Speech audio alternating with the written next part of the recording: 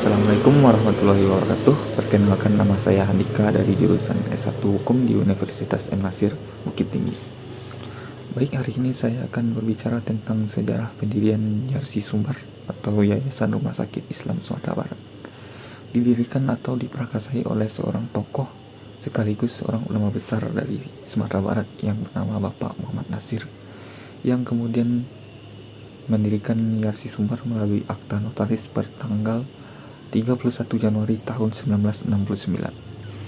Tujuan didirikannya Yarsi Sumbar itu adalah untuk memberikan pelayanan kesehatan optimal tanpa memandang perbedaan agama, kedudukan, warna kulit, dan asal-usul. Semua bertitik tolak dari niat yang diikrarkan berupa sesungguhnya sholatku, pengorbananku, hidupku, dan matiku bagi Allah Subhanahu wa Ta'ala. Kemudian pendirian yang menjadi dasar untuk mendirikan rumah sakit Islam pertama di Sumatera Barat, yakni adanya Rumah Sakit Ibnu Sina yang berada di Bukit Tinggi. Lalu kemudian berdiri juga rumah sakit lainnya setelah itu di Padang Panjang. Lalu ada Rumah Sakit Islam Ibnu Sina di Padang. Lalu kemudian juga ada Rumah Sakit Ibnu Sina juga di Simpang 4 Pasaman, yang dahulunya itu bernama Balai Kesehatan dan fungsinya yang berlokasi di Kampar, dengan memanfaatkan rumah penduduk dan sekolah pada waktu itu. Kemudian tahun 91 diresmikan pemakaian mesin Rumah Sakit Islam Simpang 4 yang berlokasi di Pasaman, yang kemudian diresmikan oleh Gubernur Sumbar pada saat itu. Dan masih ada juga beberapa yang tidak bisa saya jelaskan satu persatu. Kita langsung saja menoleh sedikit ke belakang bahwa motivasi awalnya didirikan Yarsi Sumbar adalah untuk berdakwah. Karena sebelumnya sudah ada rumah sakit Kristen di Padang itu bernama Rumah Sakit Yasurarso, dan rumah sakit Kristen lainnya di Bukit Tinggi. Kemudian dengan banyaknya cendekiawan nasional yang berasal dari Bukit Tinggi, mereka berpikir bahwa kenapa kita tidak bergerak pula. Karena dakwah itu tidak cukup dengan di mimbar saja, tapi dakwah juga perlu untuk melakukan hal-hal lain seperti dakwatil. Hal ini contohnya dakwah dengan aktivitas dengan perilaku tindakan yang nyata atau kegiatan yang mungkin salah satunya adalah di bidang kesehatan. Karena mayoritas umat Islam yang mendiami wilayah Minangkabau pada saat itu, jadi beliau merasa terpanggil untuk berbuat sesuatu yang kemudian itu dimonitori atau digagas oleh Bapak Muhammad Nasir.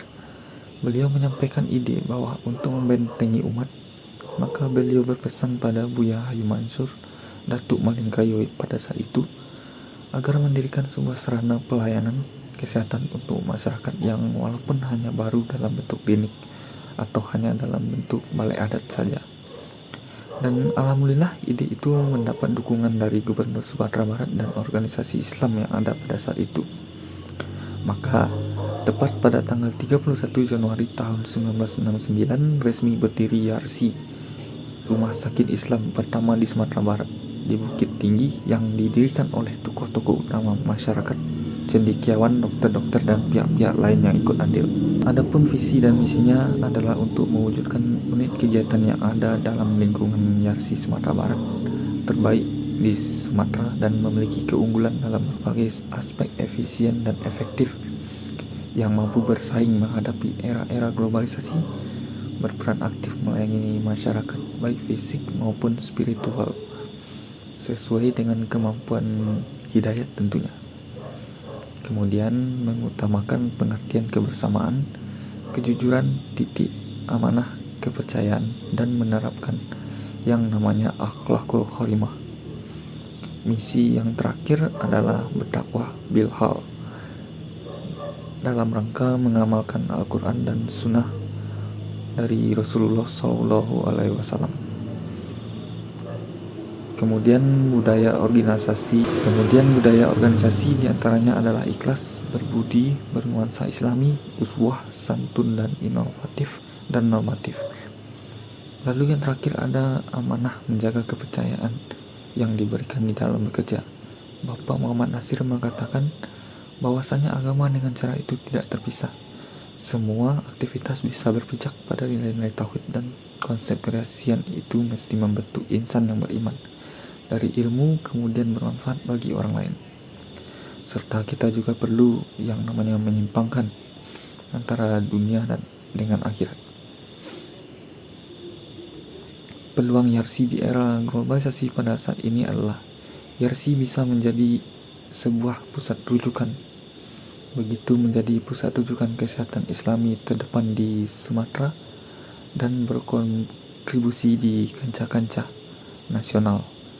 Kemudian juga akselerasi digital bisa memanfaatkan untuk memberikan pelayanan yang lebih cepat dan akurat yang terjangkau oleh masyarakat. Baik, itulah penjelasan singkat tentang dari saya tentang konsep kerasian pada saat ini. Terima kasih, saya Handika dan pamit undur diri. Terima kasih. Assalamualaikum warahmatullahi wabarakatuh.